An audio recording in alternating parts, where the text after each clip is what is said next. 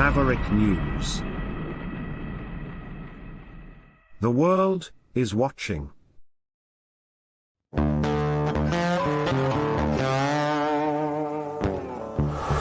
In a universe full of ideas, we draw lightness from the dark to a place where opposites attract.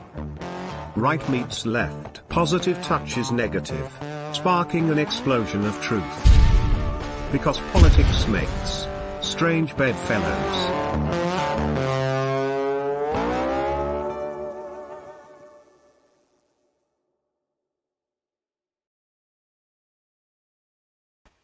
Hey, good evening, everybody. Welcome to Strange Bedfellows, episode 37. I'm Lori Spencer. Rick Walker is off tonight, enjoying a Saturday night at home with his family, and we have a wonderful guest for you tonight. I have literally been trying to set this interview up for like 2 months at least. Tonight, our guest is Jack Buckby. He's the author of this wonderful new book about Robert F. Kennedy Jr. It's called The Truth Teller. And Jack is joining us from Florida. Is that right? No, never. I've been to Florida once in my life. I'm from New York City. Where are you? New York City. Oh, you're in New York City. Mm-hmm. And what's it like in New York today? Obviously from England, I'm sure you can tell from the accent, but I live in New York City. I never heard a New York accent that sounded like that. Nope. Yeah, I love it here. It's it's got its problems, like LA. I saw LA recently for the first time going to a Kennedy event, and I was shocked. The homelessness and the drug abuse and the criminality and everything. And we're seeing the same things to a lesser extent here in New York City, and it's a real shame. But personally, I think the best city in the United States. I love it here. I always loved New York. I have a special place in my heart for it. So I don't know where I got the idea you were in Florida, man. I would not fare well in Florida. I'm English as they come. I'm too white for that. I go pink the moment the sun comes out. It would not work for me. Yeah, that's right. And, on Strange Bedfellows, I always like to hear, because we're a political talk show, and I'm interested in the journey that people take politically. And your story is particularly fascinating to me. And we've talked about this off the air, but I wanted to bring you on the show and find out more about your political journey through life and where you started politically and how you've evolved and how that brought you to supporting Robert F. Kennedy Jr., because you come from a very conservative background, and I want to hear more about that. So tell me about your life growing up in England, how you got into politics, and how you got here. Well, there's a story. Let's go right back to the beginning, I guess. So age 15, I'm a young kid. I'm in Skelmersdale, which is a town just outside of Liverpool in northern England, a former mining town, industrial town, a very working class. And age 15, I'm sort of beginning to engage in politics, and I'm learning about the world and figuring out what I want to do. And I wanted to go into the arts originally. But my life got completely derailed by a couple of things. First of all, 2008, we had the financial crisis and people were losing their jobs. And you start to see some discrepancies between what the media and the politicians tell you and what's actually happening in real life. And in real life, what we saw is that people were losing their jobs, and immigration, or at least large-scale immigration, wasn't necessarily a good thing for everybody, because I knew people who were losing their jobs, and there were people working either illegally or legally for less than minimum wage in our town because of European Union rules that allowed it. And so I started thinking, well, that's not fair. And then I also became aware of the Muslim grooming gang scandal, which some people in the States are familiar with, but I'll quickly wrap that one up. It's a scandal that really emerged in the early 2010s, but we knew about it in the 2000s. It was gangs of mostly Muslim men systematically raping and abusing young non-Muslim girls. So not just white girls, but Sikh girls and anyone who wasn't Muslim. I remember that. Towns. Yeah, and it's a problem that goes on to this day with the Alexis J. report and the inquiry found that in a period of, I think it was 20 years, 1,400 young girls were abused, and the police tore up paperwork and reports of what was going on because they were terrified of the consequences of saying, look, this is a problem. It's, culturally and religiously motivated, nobody wanted to talk about that.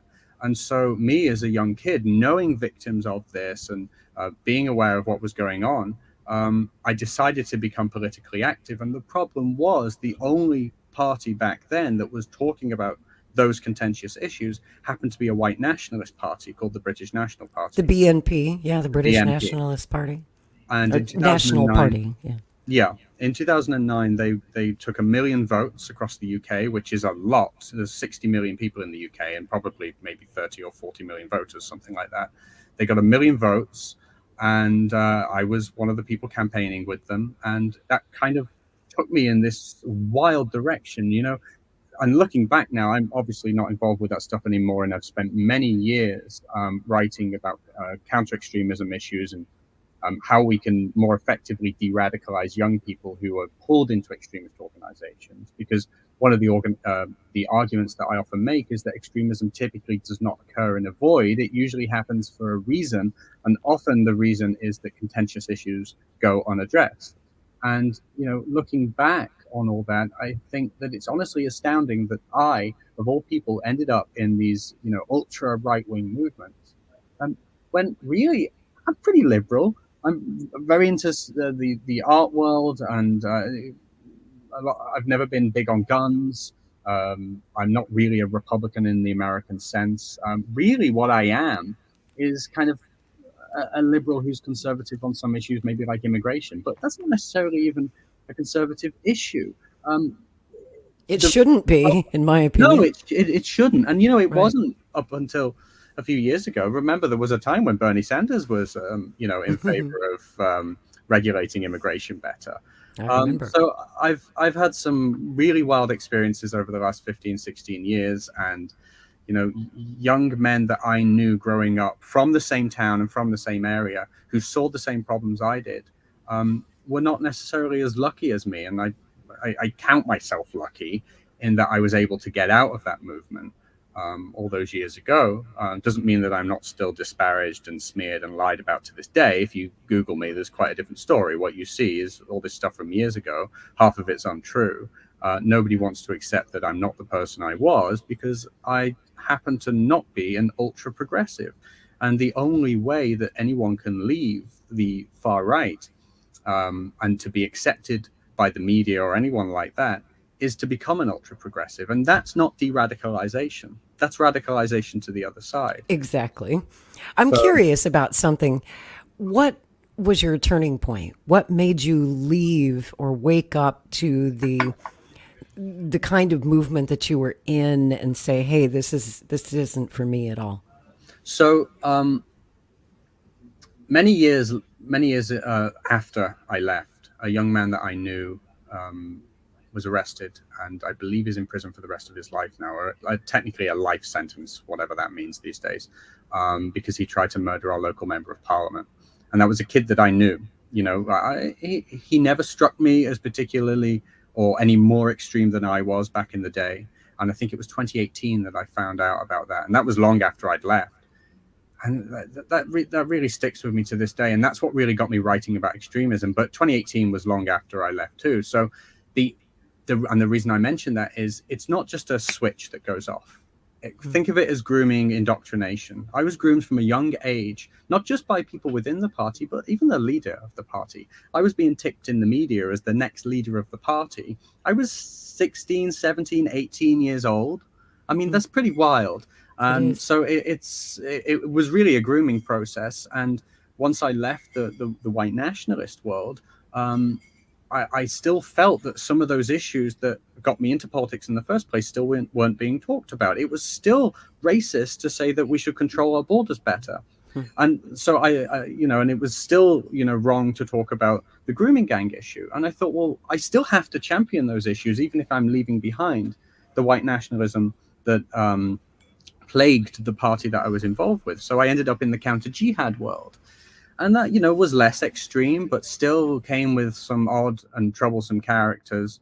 And so I spent many years in that world. And then I just sort of found myself in the conservative world and thought, well, maybe these are the, you know, maybe I was just naturally conservative all along. And even there, I realized, no, this just isn't me. I was radicalized by a couple of issues that, frankly, liberals should have been talking about all along. And here I am, all those years later, filled with regret in some ways, but also thankful that I learned how that process works. And even if I have to be a lone voice in this fight, I will keep writing my books. I will keep writing papers detailing how we can more effectively de-radicalize people, and not only de-radicalize, prevent people from becoming radicalized in the first place, which is why I like Kennedy. Yes, right. And that's what I loved about your book, which we're going to talk about here in a few moments, because it's not just a biography of Robert F. Kennedy. It's really more about the journey that all of us are on, and your particular journey coming from the far right, sort of, as you get older and wiser. I think it's true of all of us. We tend to drift more towards the center, where things are more logical, and we might be conservative on some issues, progressive on some other issues, and eclectic in our politics, which I consider a good thing. And what we're going through right now is that evolutionary process. That's why the majority of Americans now identify themselves as independent. I think they're feeling alienated by both the left and the right as the Republican Party continues to get more extreme. And same for the Democrats. Some of their policies are just completely wacky, far left policies that are not in step with the majority of sane, regular Americans out there, the silent majority, if you will. But I wanted to talk a little bit with you briefly about your breaking away from the extremist groups that you were involved with and how they reacted when you left. It's kind of like leaving a cult, they're going to punish you for that. And you were punished very harshly because you were a public face of the movement, right? And in your book, you write about some of the political activists who became kind of obsessed with destroying you. They tried to break up your marriage. They called the FBI. This was back in 2017, falsely claiming that you were a terrorist planning to commit terrorist acts inside the United States. And because of that fake tip, you were banned from entering the United States for 5 years at a time when you were married to an American, right? Yeah, that's true. I tell this story, and every time I tell it, I have to do the caveat. I have to go, I'm not a terrorist. I promise. Right. It's such a wild story. I swear. But it's true. So in 2016, 2017, my wife, whose family comes from Yugoslavia, they're all, as you can imagine, Republican for the most part, having left communism. And so she's always naturally just been a Republican. But she happened to work in the liberal arts scene in New York City, and she was a nightlife personality. I say personality, she was a performance artist in some of the most legendary venues in New York City. And people found out that she was voting Trump, and they lost their minds. I bet. They wanted to punish her, and they did. So they ruined her career. She lost all of her work. She's not worked since 2017. She lost her agent. She lost every gig she's ever had. She lost everything because people refused to work with her, and then they smeared her, as they usually do, with all the usual stuff. But they went really too far. I mean, they already went too far doing that, but they went really too far when they called up the FBI, and they said that I was a terrorist. And at the time, we were engaged, and we became married while I was still banned from America, and I had to sue the Department of Homeland Security, the Department of Justice, and Department of State in order to, I had a visa that was stuck. They denied me after this call and after this fake tip, and the visa was just stuck in limbo forever. So I had to sue them to make a decision, and it took 5 years. And the best answer we got from the FBI through a congressman, because we had several members of Congress helping me with this, is that, you got stuck in the system because of the fake tip, and nobody wanted to be the person that said, no, this guy's actually fine. Because if you're the guy that says he's fine, and it turns out I'm not, then they get in trouble. Yes. So 5 years while we were trying to start our life together, I've been in America for 3 years now, but I've still spent most of my relationship with my wife in a different country to her because of that. Wow, what a story. Yeah. That is just astonishing to me. So I'm curious,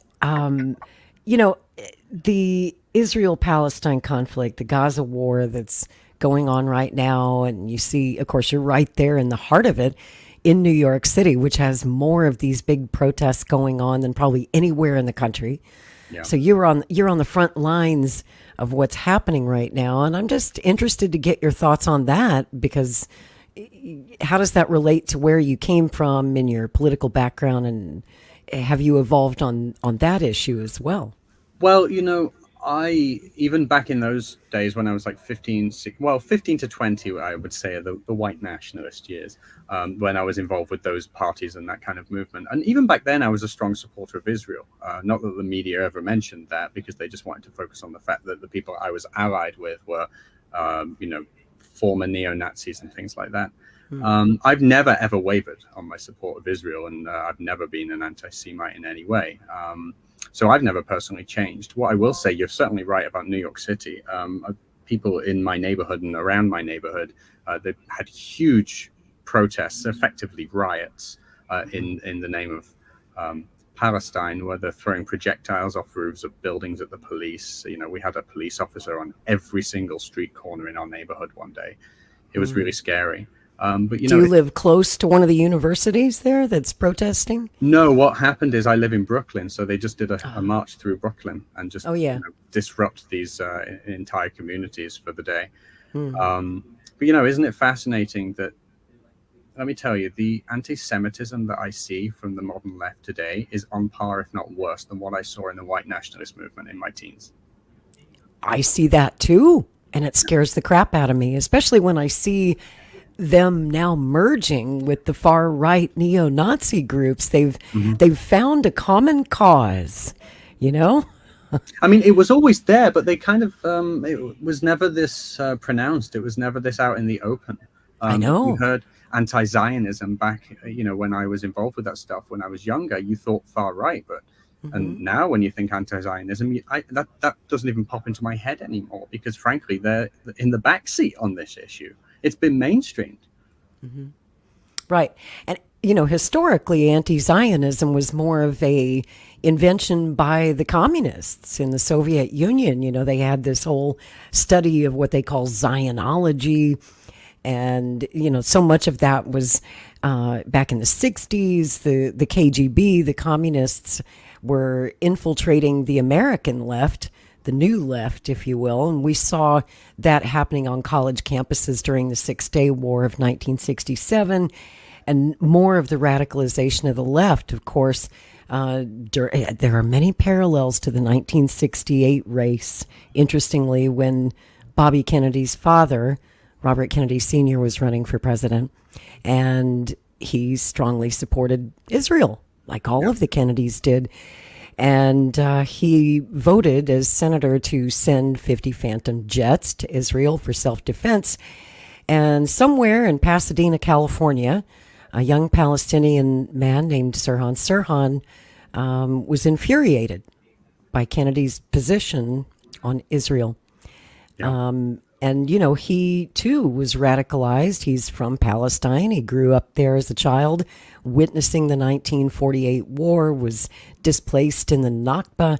He had all kinds of reasons to feel the way that he did, but he focused in on Robert Kennedy and made Robert Kennedy the center of his anger and his obsession, and the man that he decided must die. Sirhan kept diaries before he went to the Ambassador Hotel on June 5th, 1968, and shot Robert Kennedy and 5 other innocent bystanders in the Ambassador Hotel pantry. He had a diary that he'd kept, and in the diary he scribbled 1,000 times, over and over and over again, RFK must die, RFK must die, RFK must be assassinated by June 5th. And he picked that particular date because that was the 1-year anniversary of the beginning of the Six-Day War between Israel and their Arab neighbors. And there's a clip that I'd like to show you, Jack. I think it's very interesting. I've been doing a series called Who Killed Bobby Kennedy? It's like a 6-part podcast series where we take a deep dive into the evidence presented at the Sirhan trial. This year marks the 55th anniversary of that trial. It was a 4-month trial in the spring of 1969. And it's been fascinating to go back and review the evidence for both the prosecution and the defense. And we go in depth on that to sort of explain to people, because it's timely right now, obviously, with the Gaza war, that people understand the history of this conflict. It didn't just start on October 7th, obviously.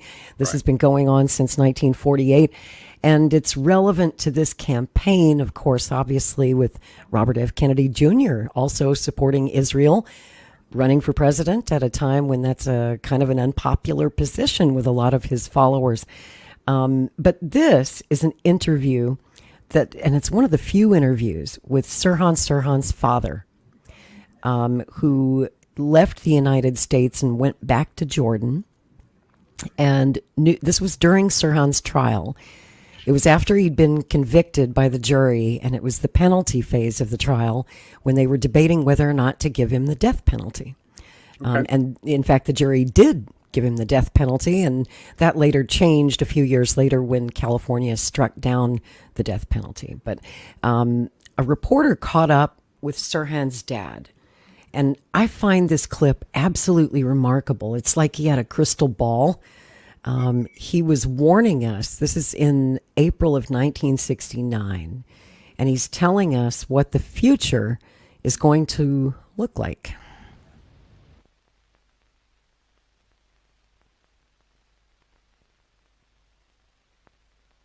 Mr. Sirhan.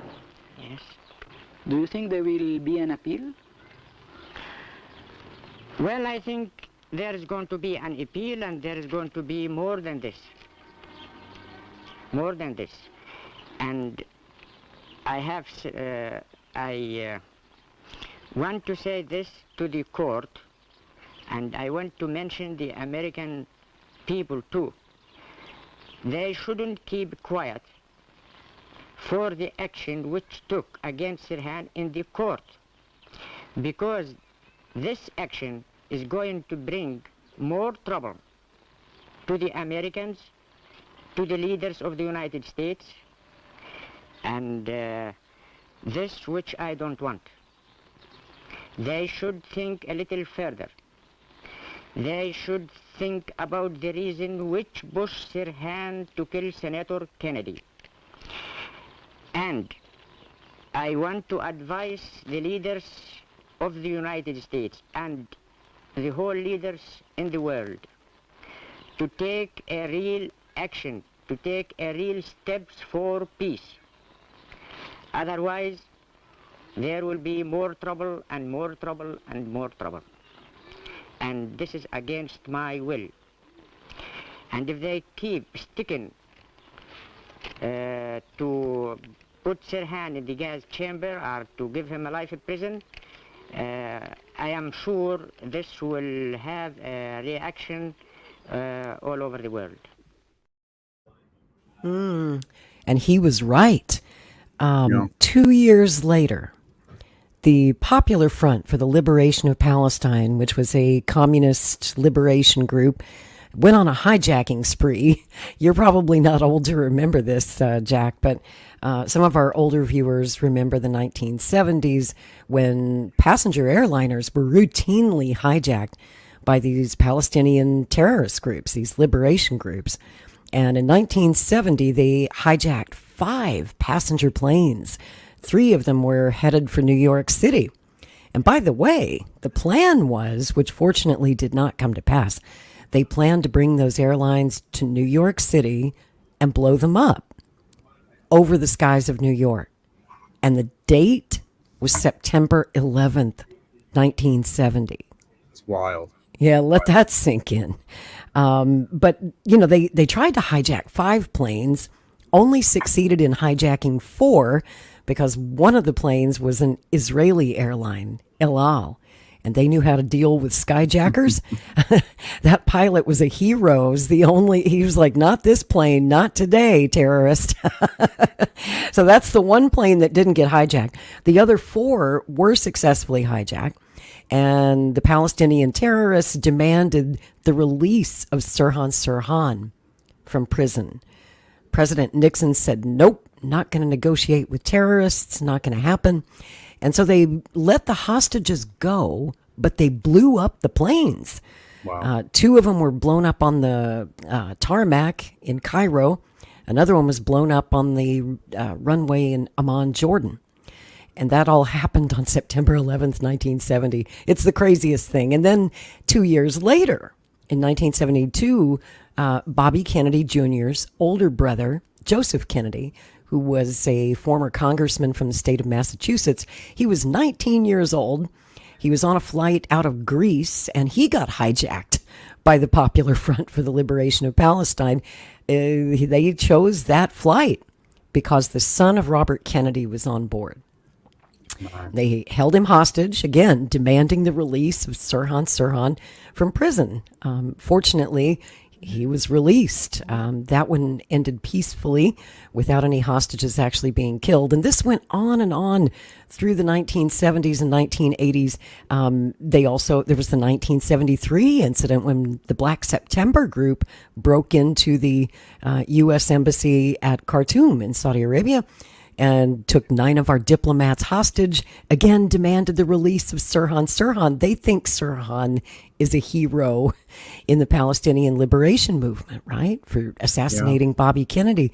And once again, President Nixon said no, not going to negotiate, not going to release Sirhan, and they killed the hostages, including 3 Americans, and tortured them terribly before they killed them. So I think a lot of the younger people out there who go to Ivy League schools were never taught this history, or they were taught it in such an inverted way that they don't understand that these Palestinian terrorists are not the good guys.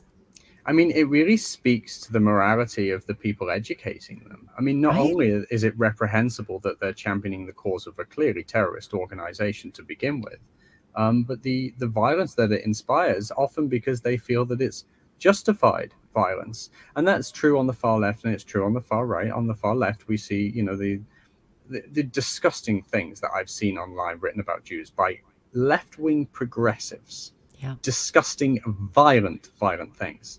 And this is coming from, again, they feel justified in saying it. And I'll tell you, when I was leaving the far right in my late teens, there was an organization in Liverpool, which, that was my city that I studied there. And it's the city that I spent the most time in when I grew up. But there was a neo-Nazi organization there that knew of me, that the police had warned me about. I met with the police. They contacted me saying that my life was in danger. And I spoke to them about it, and they told me about this organization. They told me that I was on their stab on sight list, and their stab on sight list was for Zionist collaborators, or whatever the hell it was they were calling me at the time. And the irony being, I knew very little, frankly. Well, I say very little. I knew enough, but it wasn't my main issue. It was not my main issue. It was not something I talked about all the time. I think I'd happened to say that I stood on the side of the Jews and the side of Israel, and that immediately put a target on my back. So, the far right, the far left, is really disturbing to see. It's the horseshoe effect. It is. It's a thing. It's real. They're coming together and building a movement that honestly scares the crap out of me. There's a new podcast out this week that Robert F. Kennedy Jr., he's got his own podcast, and he's got a series called The Path to Peace about the Middle East conflict. And today he had a discussion actually with a friend of mine, John Aziz, who's a Palestinian and an Israeli. And, Bobby does this as sort of listening sessions. He's not there to lecture anyone about what should be done. He wants to hear from the Israelis and from the Palestinians. Both are peace activists on what they think is best for the Middle East, because I personally don't think, and I think Bobby agrees, it's not the place of the United States or even the United Nations to tell these two parties what's best for them, what's best for their region. It's like this two-state solution delusion that Bobby supports the two-state solution. It's one of the things I actually disagree with him on. I think that since October 7th, whatever hope there may have been for a two-state solution is just out the window. I don't see how it can. Listen, I would I want to see them resolve it in a way that works for them both, or at least works for the non-aggressor. I think you're right. In an ideal world, the two-state solution, that's what everyone wants, and it's been offered God knows how many times and been rejected every single time. Correct. I would like to see it happen, but I mean, who knows? I mean, I even know people on the Israeli side of things who are angry with Netanyahu, and they think that maybe he's stirring the pot intentionally. I don't know. Again, this has never been my issue because I'm not an Israeli and I'm not Jewish. But does that mean that I'm never going to, ideologically be on side of them, or at least on the side of peace? Absolutely, I'm going to be on that side. But it's never something I've claimed to be so involved in that I think the United States or the United Kingdom should be dramatically pulling the strings and telling them what to do. Right. And the UK, I mean, good Lord, Great Britain started this mess in the first place. I mean, they're responsible for so much of the trouble in the Middle East that we have today. So, yeah, they'd probably be the last ones that I would trust to work out a solution. The Brits might have a different view on that one. Yep. The Brits' view is the same for America. It's and frankly, it's Bush, really. The Brits, if you ask any Brit about Bush, is like, that bastard dragging us into wars we don't need to be involved in. And Tony Blair helped. He helped drag you into those wars too. Time. Yeah, he's not popular. I was curious to ask you, I know you said you're not like expert level on the RFK assassination, but I was curious what, if any, thoughts you had on it. Do you think that Sirhan did it? Do you think he was a mind-controlled patsy, or somebody else fired the shots? You got any thoughts on it? So let me tell you, this is funny for someone who wrote a book about Kennedy, but I'm very open about it in the book. I knew practically nothing about the Kennedys before I saw him in this race. I knew the basics, but I knew practically nothing in terms of detail, certainly about RFK Jr. And it was watching him running in the race as a Democrat. And initially I was thinking, well, it's hard for me to support Democrat. And then I heard him talk more and more and more. And actually, he helped confirm something for me. I already had it in my head that, maybe I'm not the conservative that I thought I was, or maybe this isn't the political realm that I should have ever been involved with in the first place. And I was kind of getting there anyway, but seeing Kennedy and seeing him run as a Democrat and finding myself agreeing with practically everything he was saying, it gave me hope that maybe there was room in the Democratic Party, for normal Democrats of the days of old to come back. And nope. That didn't happen. We found out, didn't we? But the reason I'm saying that is what happened is once I saw him and once I started, ending that journey and him helping me realize, what was going on, I read as much as I could about him, and I read the biographies about him, and I just was so impressed with him as a man, as a candidate, and all the stuff about his family and the assassinations. It's all fascinating stuff, but frankly, since discovering him and his family, I've only had the time to write the book and focus on this campaign than any of that history. So I have stacks of books that I need to pick up on after this race is over. There's a book I would recommend. I think it would speak to you if you decide to do some investigating and go down that RFK assassination rabbit hole. There's a book about Sirhan called The Forgotten Terrorist by Mel Aiton, also a British author. In fact, I was talking to you about Mel the other day. Yeah. He's working on a new book, a biography of Sirhan. And he had a deal inked with his publisher, and now because of the Gaza war, the publisher seems to be getting cold feet about do they really want to offend the woke mob, the pro-Hamas woke mob? But this week, Dr. Cyril Wecht passed away at the age of 93. I loved Dr. Wecht. He was a forensic pathologist. Of course, most people know him from his groundbreaking work on the JFK assassination. But he also consulted the coroner, Dr. Noguchi, on the RFK autopsy. And I wanted to play you a very brief clip here of Dr. Wecht talking about the RFK assassination and what his conclusion was, because it carries quite a bit of weight. Well, Robert Kennedy was assassinated 50 years ago next week. Now his son is calling for a new investigation. Robert Kennedy Jr. met face-to-face last year with the man convicted in his father's murder and says that the gunman is falsely accused. And there is at least one other person in Pittsburgh who agrees. Ralph Iannotti reports. Forensic pathologist and former Allegheny County coroner Dr. Cyril Wecht has long held the belief that there was a second gunman who fatally shot Senator Robert Kennedy on that June night in 1968. With Kennedy's son now calling to reopen the investigation, Dr. Wecht is hoping Americans, once and for all, will learn the truth about what happened that night in California. The shot that killed Senator Robert Kennedy was fired 1 to 1.5 inches away from his head, just above and behind the right ear. Dr. Cyril Wecht, at age 87, has performed and or consulted in tens of thousands of autopsies or postmortems over the past more than half a century. Now it's on to Chicago and let's win there. Thank you very much. He was not directly involved in the autopsy on Robert Kennedy after the senator died in June 1968, but he was a consultant in the case to then L.A. coroner Dr. Thomas Noguchi. Sirhan is in front of him. Sirhan shoots, bang, bang, bang. And no way, at any time, in any scenario, in any version, no matter how incredibly, wildly embellished, was Sirhan behind Robert Kennedy. Dr. Wecht says Sirhan was never behind Senator Kennedy. That's in black and white in the autopsy report. And although the autopsy results were clearly spelled out, Sirhan's defense attorney, Grant Cooper, who died in 1990, for some reason effectively ignored that information at Sirhan's trial. An experienced criminal defense attorney never consulted a forensic pathologist, a criminalist, a ballistics expert going into the case to review things. Never had such testimony by such experts for the defense. And Dr. Wecht says the L.A. County coroner wasn't the only person who called him after the Kennedy assassination. Someone else reached out to him very close to the accused killer. Well before the trial, I got a call asking me to be Sirhan's lawyer. From whom? From his mother. His mother called me and asked me if I would be her son's lawyer. Ralph Iannotti, KDKA TV News. You know what's kind of interesting about that?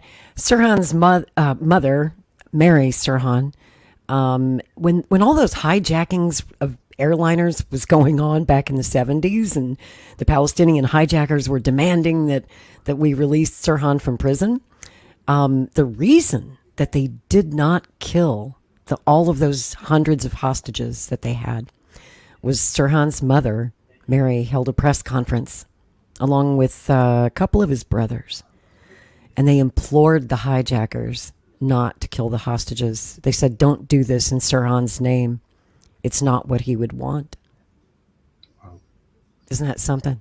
Yeah. But, you know, it's interesting to me that the woke mob, the pro-Hamas, I believe, woke mob, is having quite an impact on electoral politics this year, right? You've got President Biden, who on paper supports Israel, but out of the other side of his mouth, he's doing everything that he can to appease and kowtow and take a knee to the woke mob. Maybe it's just an electoral calculation he's making, that he's trying to win those votes in Michigan and Minnesota.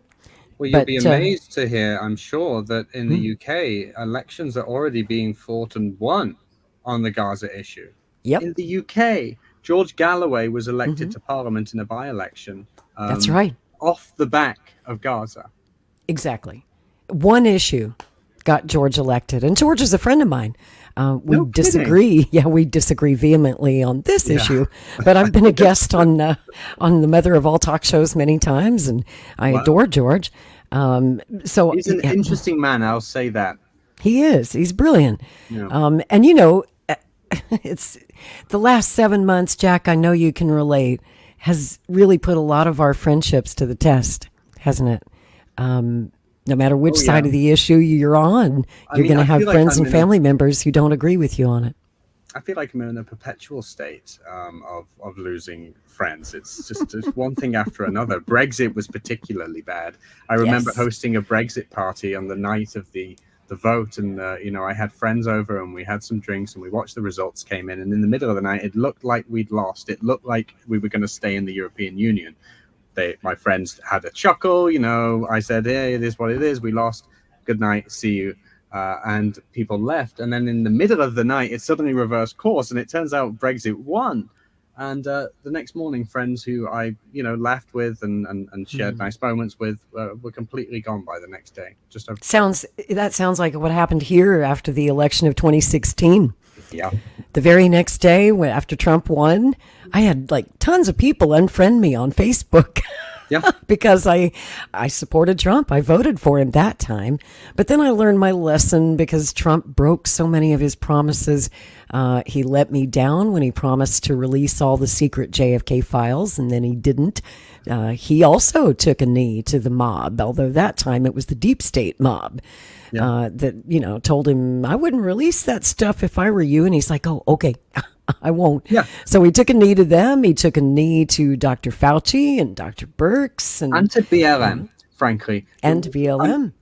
The BLM issue, I think, is more nuanced than people like to sort of position it as. And what I've written in the past is that in the same way that I believe we shouldn't take far-right extremism lightly in the sense that it's driven by real issues. I think the BLM riots and Antifa riots were driven in part by real issues too, but also you have these leaders who are willing to perpetually lie or exaggerate or falsify information to rile up the people on their own side. And so what I was telling people in 2020, when Trump was tweeting law and order and doing nothing about it, is that don't take these riots lightly. Don't just brush off the issues that people are trying to talk about. At the very least, you need to communicate to other people like human beings and be thoroughly decent and listen. That's something I failed at in the past and something I try to do better at now that I'm older and wiser. But Trump really let me down with that because he had an opportunity to use law enforcement as it should have been used, but also address the issue in a way that maybe brought people together. And I think he utterly failed on both counts. That's right. And we won't even get into COVID because we're on YouTube and they don't like it when we talk about that stuff here. So I've had enough of being cancelled. Let's maybe that one. And besides, I want this interview to be seen. I don't want it to get censored. This is an important conversation that we're having. And you wrote in your book, and I thought this was so important, you wrote, to understand the common ground between Trump voters and Democrats, we must recognize that not all Trump voters are extremists or radicals. For some Democrats, this is hard to believe. Likewise, not all Democrats are woke progressives, a fact that some Trump voters may find hard to believe. And I thought you just nailed it there because we will never get anywhere.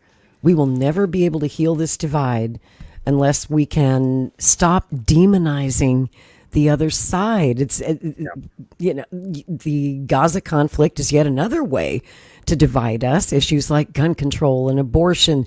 How many times just in the last week have we seen Robert Kennedy Jr. called a baby killer because he's pro-choice?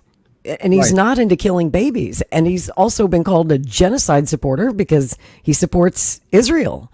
I mean, these are extreme words that people use to demonize the opponent without really looking at the issue.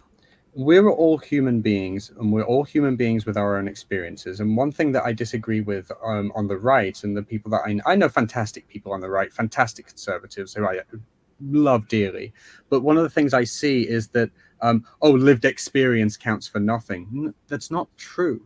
Lived experience counts for a lot. You gain a lot of wisdom, and everyone has different experiences. My experience is unique in many ways, and I think that has allowed me to do some good in helping young people leave extremism. I've done more good, frankly, than some government programs in the UK. I'll say that. So lived experience counts, and the reason I mention that is, think about if you're a Republican and you believe in the Second Amendment, but there's a family who lost a child from a gun crime, and they oppose the Second Amendment.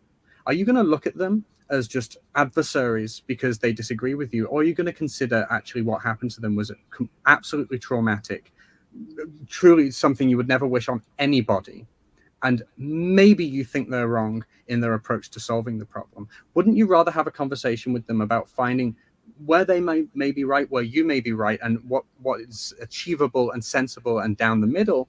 Or are you just going to blast them as, anti-American people who want to take our guns away? That's not the way to go about things. That perpetuates division. It doesn't help anybody. And I'll also say there's a study that I really love, and I mention it in any interview that I can, and it was mentioned in my book from 2020, Monster of Their Own Making. It's called The Perception Gap.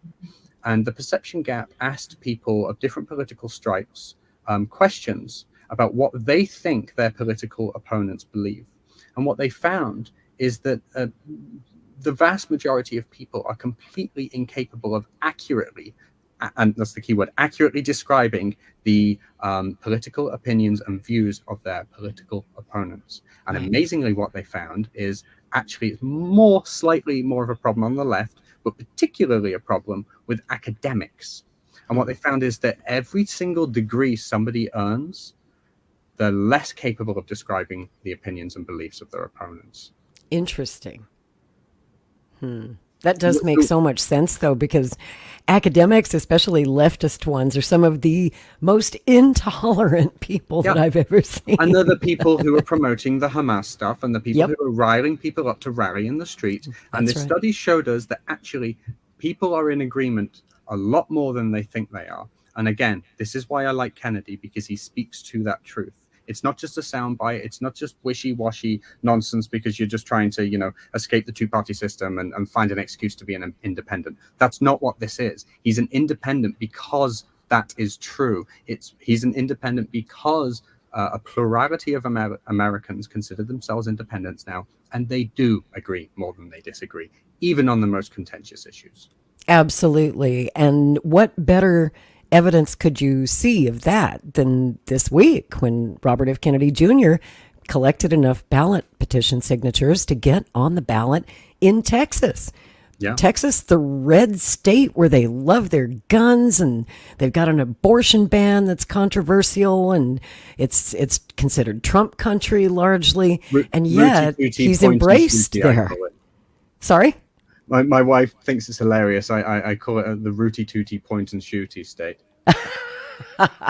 Well, Texas is my home state, and I lived in Austin for 25 years, and that is where Robert Kennedy Jr.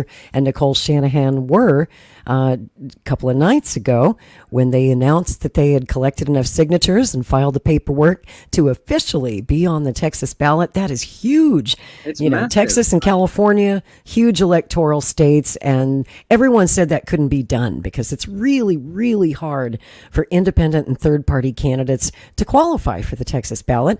They rig the system against third-party and independent candidates, and they only give you like 8 weeks to go out and collect about 200,000 signatures. It's really hard, and that's why there hasn't been anybody on the ballot in many, many, many years. Well, when I've run for election in the past, they required 10 signatures, and that was difficult enough in some cases. Wow. So 200,000 in a couple of weeks is crazy. And I believe as of Thursday this week, they have now another state. I forget which one it was. New York, your state. New York, yeah.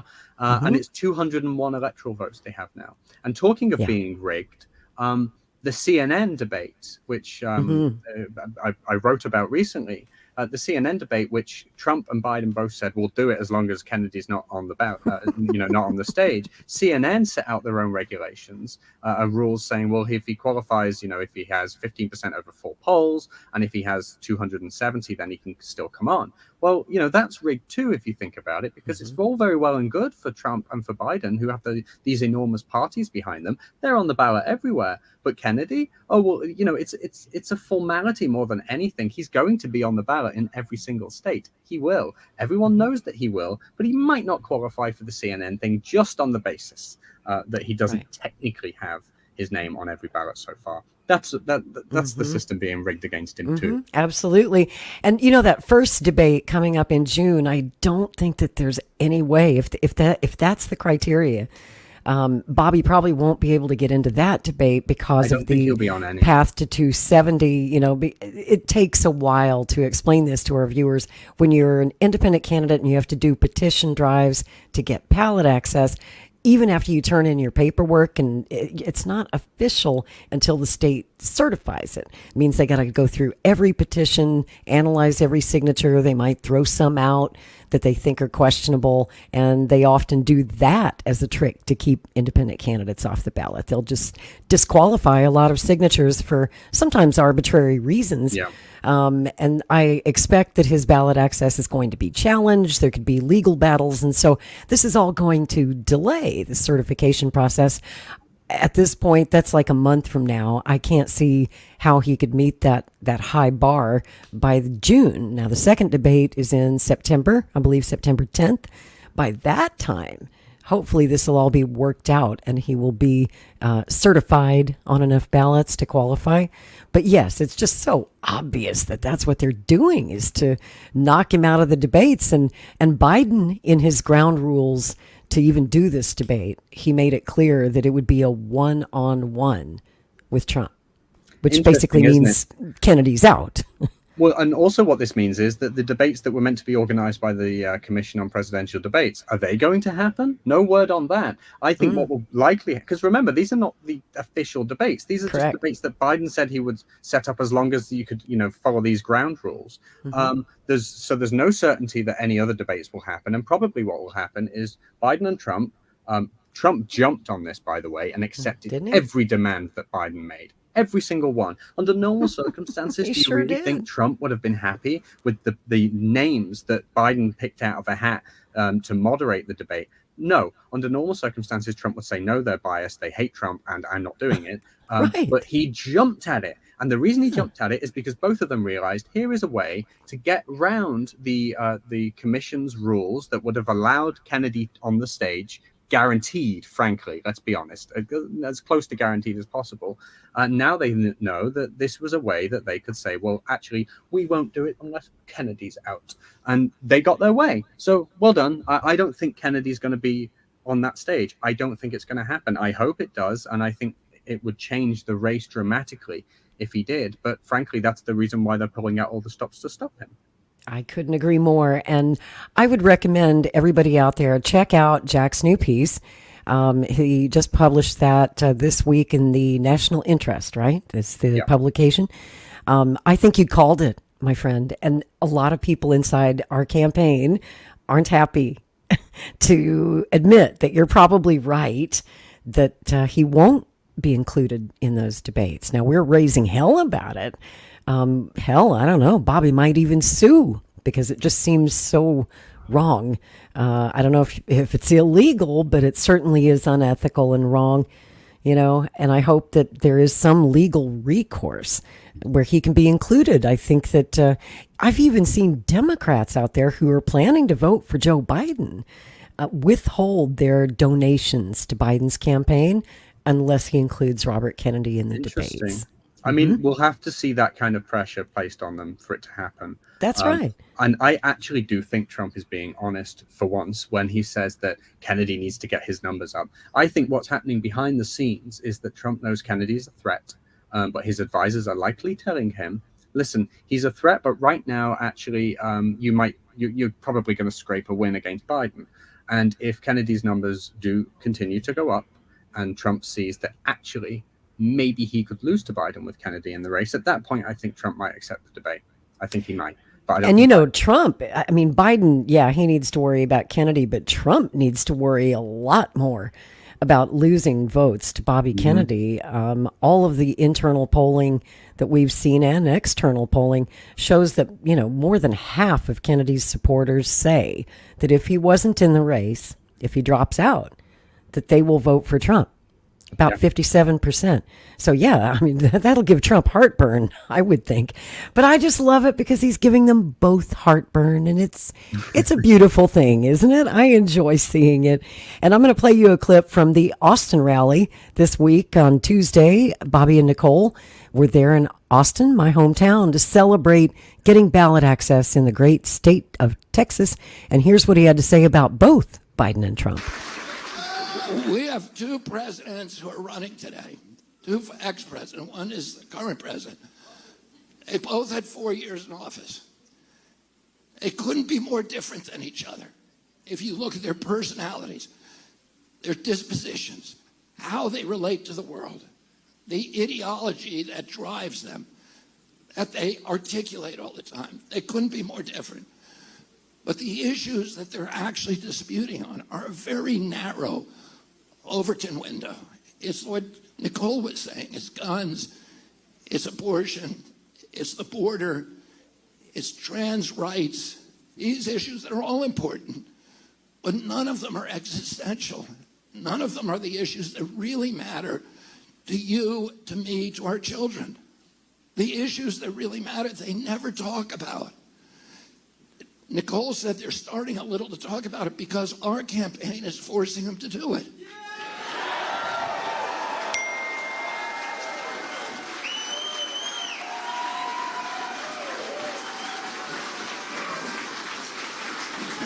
We have a $34 trillion debt. The service on that debt is now costing us more than our defense budget. Within 5 years, 50 cents out of every dollar that we spend is going to go to servicing the debt. Within 10 years, 100% of every dollar we collect in taxes is going to service the debt. Have you ever heard of President Trump talking about how he's going to end the debt crisis?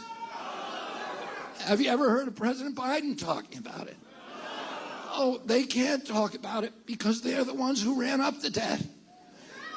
Half of that $34 trillion came from them. President Trump spent $8 trillion, ran up for $8 trillion during his term. It was more at that time than every president of the United States, from George Washington to George W. Bush, 283 years of history. President Trump came into office saying, I'm going to run it like a business. I'm a businessman. Trust me, we need a businessman to run it like a business. Exactly. And then he closed down all of our businesses. 3.3 million businesses. Who would do that? Who would do that? Do you want a president who's going to close down all of our businesses? Well, we have two presidents who've shown that they're willing to do that. And he ran up, he shifted $4 trillion from the American middle class to this new oligarchy of billionaires. And another issue, that this is an existential issue for our country. We cannot keep running on this debt. We need to figure out a way to invest in things that are actually going to grow our economy rather than more wars. President Trump and President Biden. President Trump did say that he was going to end the war machine. But then he brought John Bolton in to run NSA. So he put a swamp creature in charge of draining the swamp. And then 2 weeks ago, he gave a big bear hug to Speaker Johnson and to President Biden, and they agreed to send $64 billion more over to Ukraine. Wouldn't you rather that $64 billion be spent here in the United States?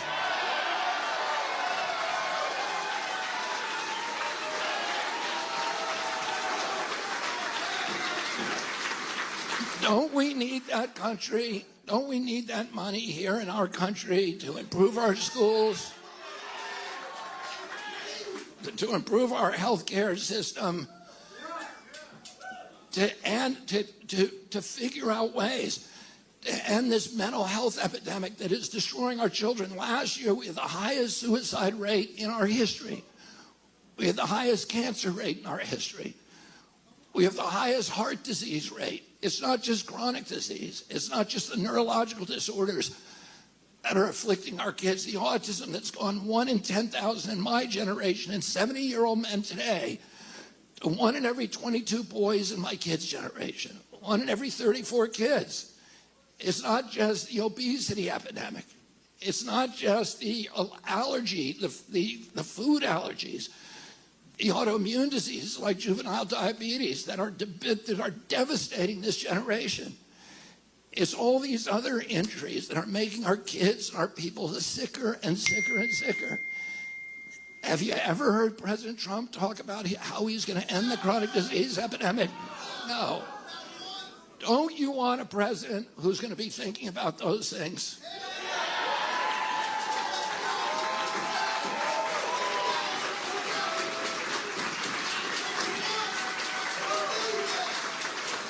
When I get into office, I am going to end the chronic disease epidemic. It's true. I have never heard President Trump address any of those issues, or President Biden. No, and the issues that they talk about can be batted around for years, and at the end of the day, it won't bloody matter when the debt becomes completely unserviceable. He's absolutely right. And when Kennedy says that these issues are more important than the culture war stuff, people shouldn't take that as, oh, the culture war is insignificant. It's not. The differences we have on immigration issues, on trans drugs for children and things like that's all really important, and it's going to be stuff that's hashed out in the years to come. The damage is being done now, and we have to talk about it. Agreed. But in the long run, if we don't have a country in which we can even have these conversations, what are we doing? What are we doing? You know who you kind of remind me of? Who? That famous Liverpudlian Ringo Starr. Ever since I grew my hair again, I'm having an early midlife crisis at 31, and I grew my hair and I bought a sports car. And ever since I've done that and got these glasses and the shades, I'm Ringo Starr. Ringo Starr. I love Ringo Starr. That's a high compliment. Me too. And Jack, I know we're just about out of time, but I want to plug your book one more time, The Truth Teller. Everybody, go out and get a copy of this. Where can they find this book, Jack? Amazon, I think Barnes & Noble. And here's what I'll say about this book. I didn't write this for profit. I'm not making money with this thing. I took out weeks and weeks, and I did this in 7 weeks last summer. Amazing. I went to a hotel. My wife spent time with family, and I bashed it out in 7 weeks. And that was time that I took off work. And since then, I'm not really making money from it because I've spent more than I will have ever make from this book donating to Team Kennedy. So this is a project of real love for the Kennedy campaign. And what I would say is anybody who wants this is buy it and give it to somebody, because it's designed to change people's minds. And I know that it has already. And if you can't afford it, if you're on a fixed income or anything like that, please DM me on Twitter, X, and I'll just send you one for free. And you sent me a copy for free, and thank you, because I enjoyed this book so very much, and because it wasn't just about Kennedy. It's interesting that you wrote this in only 7 weeks, because usually I'm a vociferous reader, and I can usually tell when a book is rushed, Right. But it's so well written and Thank so you. well I appreciate thought out. I would think that you took a year writing this book, and yet I know you didn't. Please tell people where they can find you and support you and follow you online. Sure. Really just Twitter or x.com/Jack Buckby, Buckby. You can find all my old books on Amazon, jackbuckby.com. Please do take a look. Oh, yeah. And you also do a podcast with our mutual friend, Aaron Everett. I keep forgetting to mention that. Yeah, you got to plug that too. You know what? I've met such amazing people through the Kennedy campaign. It's everyone has been so welcoming and so willing to listen to someone with as wild a story as me, and we barely even got into it. And you're one of those people. Aaron's one of those people. We do a podcast usually every Thursday called The Truth Tellers. You'll find it on Spotify. I really like that podcast. I love your work. I love Aaron's work. I do love being involved with this campaign because it's just such a diverse group of people who agree on the big stuff. And we are indeed strange bedfellows. This show is aptly named. And you're right. We barely scratched the surface. There's so much more to talk about. And I want a full 2 hours with you next time when we can really dig deep. So please do come back and join us again here on Strange Bedfellows. Jack Buckby, it has been my pleasure. Thank you so much. I almost called you Ringo. Thanks, everybody, for watching. We'll see you back here next Saturday night at 9. Until then, peace. Good night, everybody. In a universe full of ideas, we draw lightness from the dark to a place where opposites attract. Right meets left, positive touches negative, sparking an explosion of truth. Because politics makes strange bedfellows.